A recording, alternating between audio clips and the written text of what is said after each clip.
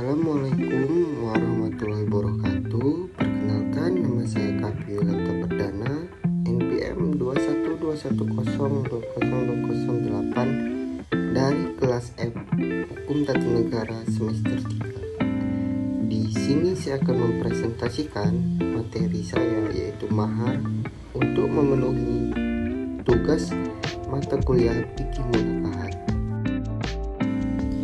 Pertama, pengertian mahar. Kata mahar berasal dari bahasa Arab yang termasuk kata benda, bentuk abstrak atau masdar, yakni mahron. Atau kata kerja ini berarti mahar adalah suatu benda yang berbentuk abstrak yang sesuai dengan permintaan calon pasangan atau kesepakatan bersama. Mahar merupakan pemberian yang dilakukan oleh pihak mempelai laki-laki kepada pihak mempelai perempuan yang hukumnya wajib. Dalam memberikan mahar, pihak mempelai laki-laki kepada pihak mempelai perempuan yang berupa harta atau manfaat karena adanya ikatan perkawinan, bentuk dan jenisnya mahar tidak ditetapkan dalam hukum perkawinan Islam. Hanya saja kedua mempelai dianjurkan melakukan musyawarah untuk menyepakati mahar yang akan diberikan. Mahar secara etimologi artinya mas kawin. Secara terminologi ialah pemberian wajib dari calon suami kepada calon istri sebagai ketulusan hati calon suami untuk menimbulkan rasa cinta kasih bagi seorang istri pada calon suaminya. Suami berkewajiban memberikan mahar kepada calon istrinya. Mahar adalah lambang kesiapan dan kesediaan suami untuk memberikan nafkah lahir kepada istri dan anak-anaknya. Selama mahar itu bersifat simbolis atau sekedar formalitas, maka jumlahnya sedikit pun tidak ada masalah.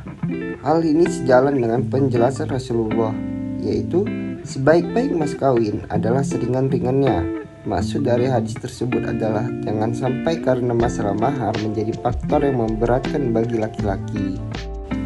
Selanjutnya, syarat-syarat mahar. Syarat-syarat mahar ada beberapa macam, yaitu yang pertama, harta atau bendanya berharga. Tidak sah mahar jika diberikan dengan yang tidak berharga.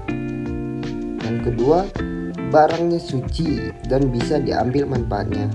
Tidak sah mahar dengan homer, babi, ataupun darah, karena semua itu hukumnya haram dan tidak berharga.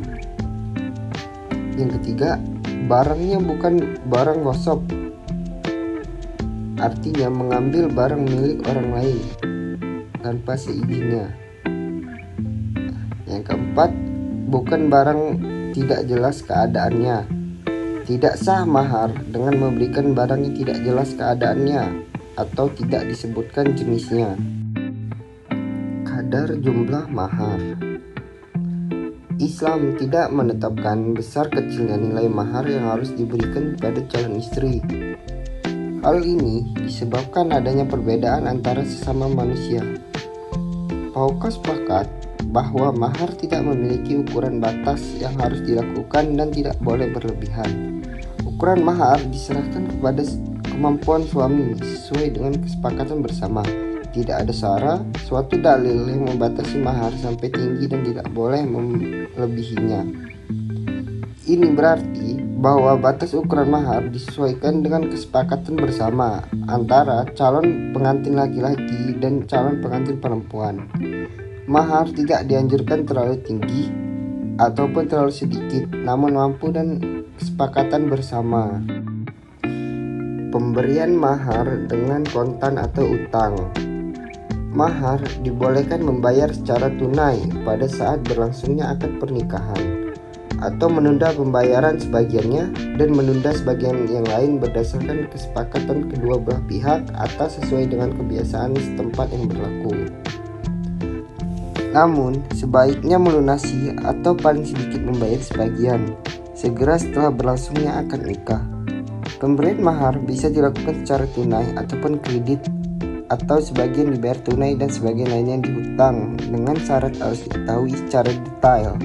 Misalnya laki-laki mengatakan, saya mengawinimu dengan mahar 150 saya bayar kontan, sedangkan sisanya dibayar dalam waktu setahun. Macam-macam mahar. Mahar adalah suatu yang wajib diberikan meskipun tidak dijelaskan bentuk dan nilainya pada waktu akad. Dari segi dijelaskan atau tidaknya mahar pada waktu akad, mahar terbagi menjadi dua macam, yaitu mahar musamma adalah mahar yang disepakati oleh pengantin laki-laki dan perempuan yang disebutkan dalam redaksi akad. Para ulama sepakat bahwa tidak ada jumlah maksimal dalam mahar tersebut. Maksudnya ialah menceraikan istri yang tidak disenangi dan kawin dengan istri yang baru, sekalipun ia menceraikan istri yang lama, itu bukan tujuan untuk kawin, namun minta kembali pemberian itu tidak dibolehkan. Selanjutnya ada mahar menurut para ulama. Yang pertama ada mahar menurut Syafi'i, ialah bahwa segala sesuatu yang dapat dijadikan harga dalam jual beli boleh dijadikan mahar dan tidak ada batasan minimal dalam mahar. Ini ada mahar menurut Hanafi. Jumlah minimal mahar adalah 10 dirham. Kalau suatu akad dilakukan dengan mahar kurang dari itu, maka akad tetap sah dan wajib membayar mahar 10 dirham. Jadi ada mahar menurut Maliki. Jumlah minimal mahar adalah 3 dirham. Kalau akad dilakukan kurang dari jumlah mahar tersebut kemudian terjadi pencampuran, maka suami harus membayar 3 dirham. Cukup sekian materi yang dapat saya sampaikan. Kurang lebihnya saya mohon maaf, kepada Allah saya mohon ampun. Wassalamualaikum warahmatullahi wabarakatuh.